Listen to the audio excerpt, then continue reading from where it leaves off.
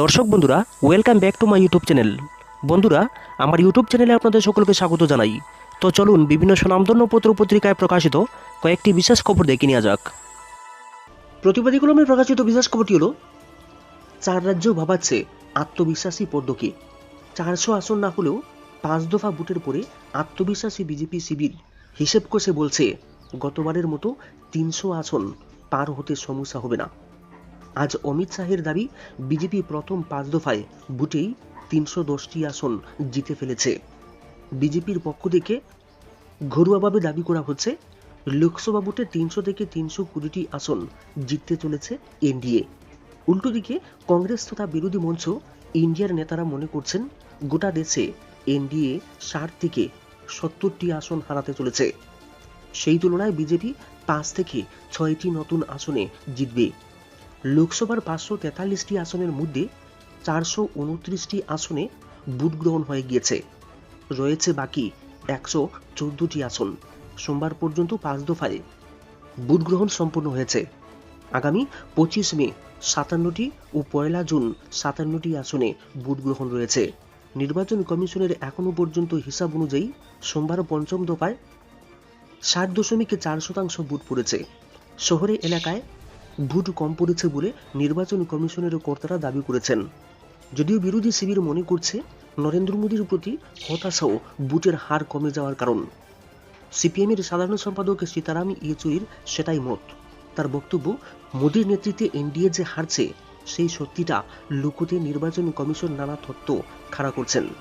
ঘরোয়া আলোচনায় বিজেপি নেতারা বলছেন, প্রথম দুটি দফায় কম ভোট পড়া দলকে চিন্তায় রেখেছিল, কিন্তু চতুর্থ দফা পার হবার পরে দলের বিশ্লেষণ, যারা ভোট দিতে লাইনে দাঁড়িয়েছিলেন তাদের বড় অংশই গেরুয়া শিবিরের ভোটার। পাশাপাশি প্রথম 2 দফার পরে দলীয় কর্মীরা যাতে ভোট দিতে রাস্তায় নামেন, তার জন্য বিশেষ উদ্যোগ নিয়েছিল বিজেপি, যার সুফল মিলেছে। মূলত 4টি রাজ্য বিজেপিকে চিন্তায় রেখেছে: মহারাষ্ট্র, বিহার, কর্ণাটক, পশ্চিমবঙ্গ।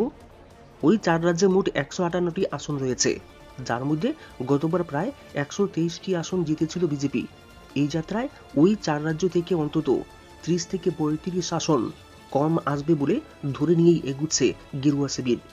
সেই ঘাটতি কিভাবে মিটবে তার কোনো স্পষ্ট দিশা 5 দফা ভোটের পরেও নেই বিজেপির নেতাদের কাছে।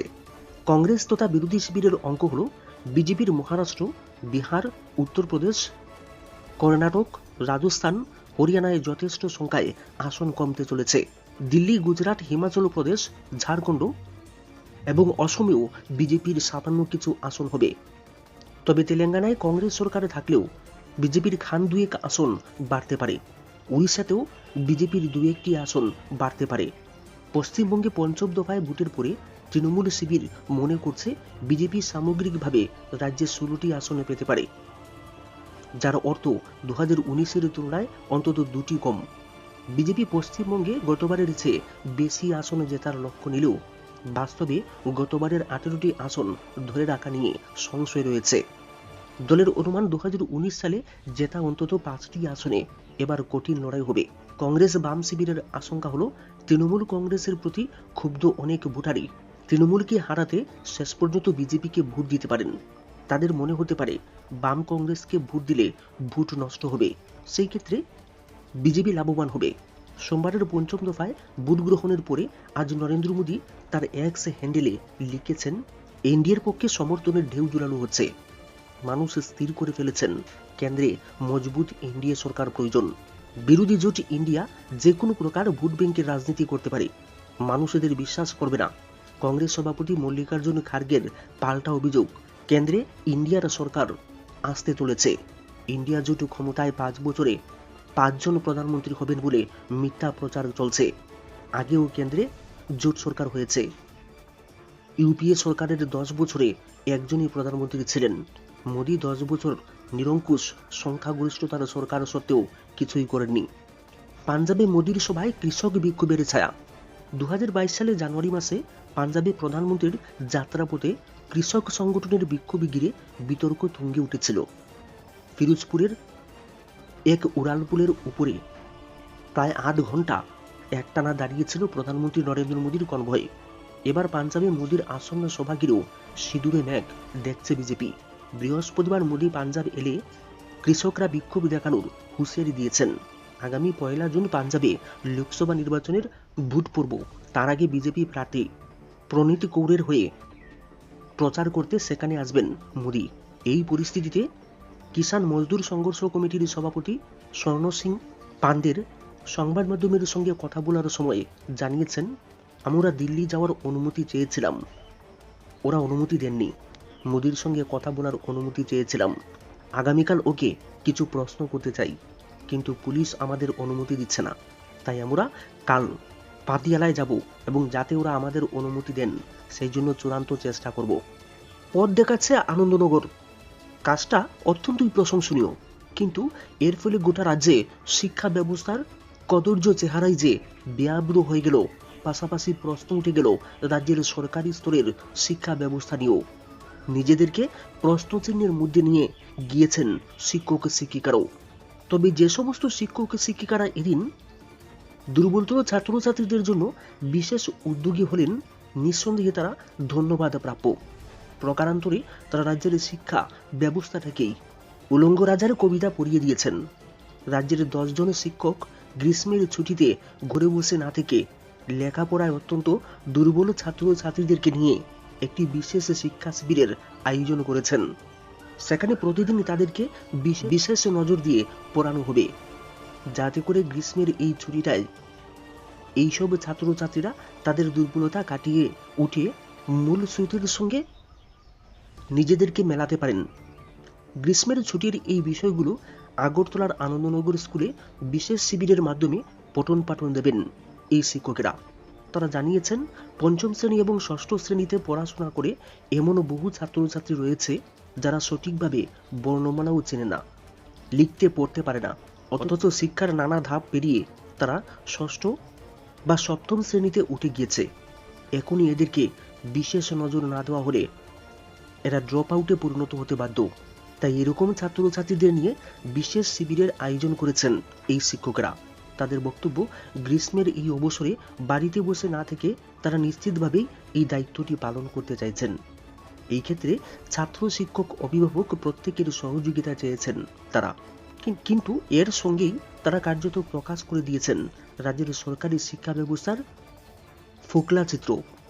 সম্প্রতি কেন্দ্রীয় বোর্ডের ফলাফলে রাজ্যের বিদ্যাজ্যোতি স্কুলগুলোর যে চিত্র ধরা পড়েছে, এতে করে রাজ্যের শিক্ষা ব্যবস্থা কোন জায়গায়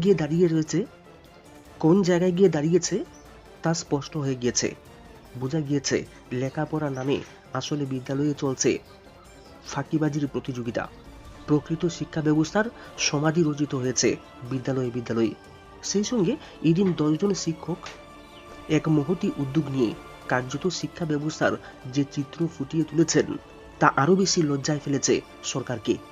এবার সরকার তথা শিক্ষা দপ্তর বিকল্প কিছু ভেবে দেখতে পারে বলে বেশিরভাগ শিক্ষানুরাগী মানুষ অভিমত ব্যক্ত করেছেন। সোজা সাপটা দুর্বল প্রশাসন।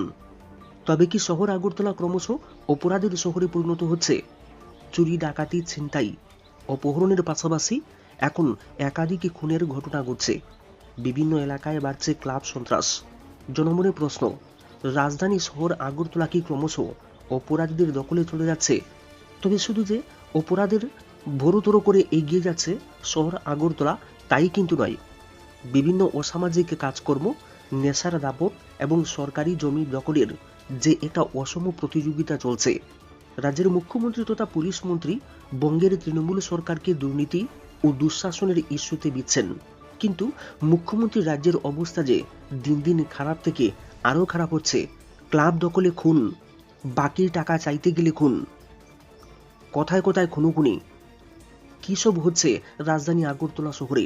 দেখে মনে হচ্ছে রাজ্যটা যেন অভিভাবক শূন্য হয়ে গিয়েছে। দিন দিন ক্লাবের মাস্তানি বাড়ছে, কথায় কথায় খুনোখুনি বাড়ছে, বকরা নিয়ে খুন হচ্ছে, মহিলা অপহরণ বাড়ছে, গার্হস্থ্য হিংসার বলি হচ্ছেন মহিলারা। দিন দিন শান্ত শহর আগরতলা যেন তার চেহারা পুরোপুরি পাল্টে দিচ্ছে। মাত্র 15 মাস হয়েছে রাজ্যে দ্বিতীয়বার শাসন ক্ষমতায় এসেছে বিজেপি। ইতিমধ্যে বিজেপির সরকারে যোগ দিয়েছে মধাও। ফলে বিধানসভায় এই সরকার আরো বেশি মজবুত হয়েছে। কিন্তু দেখা যাচ্ছে একটি মজবুত সরকার রাজ্যে থাকা সত্ত্বেও গোটা রাজ্যে অপরাধের সংখ্যা বাড়ছে। তার চেয়ে বড় ঘটনা হচ্ছে যে রাজ্যের মানুষ যেন প্রশাসনের উপর থেকে আস্থা হারিয়ে ফেলেছেন। মুখ্যমন্ত্রী রাজ্যের বাইরে বসে গিয়ে বঙ্গ জয় করার কথা বলছেন শহরের মেয়র সাহেব রাম দর্শনে, কিন্তু এই শহর আগরতলা যে অপরাধীদের স্বর্গরাজ্যে পরিণত হতে চলেছে সেই ব্যাপারে প্রশাসন বা পুলিশ প্রশাসনের কি পদক্ষেপ আছে? এক ক্লাব সচিবের হত্যাকাণ্ডের জট খুলতে গিয়ে পুলিশের অবস্থা কাহিল। আদালতে নাকি জোর ধাক্কা খেতে হচ্ছে বিভিন্ন বিষয়ে। আসলে অপরাধীরা হয়তো প্রশাসনের দুর্বলতা খুঁজে পেয়েছে বলেই এই অবস্থা হচ্ছে।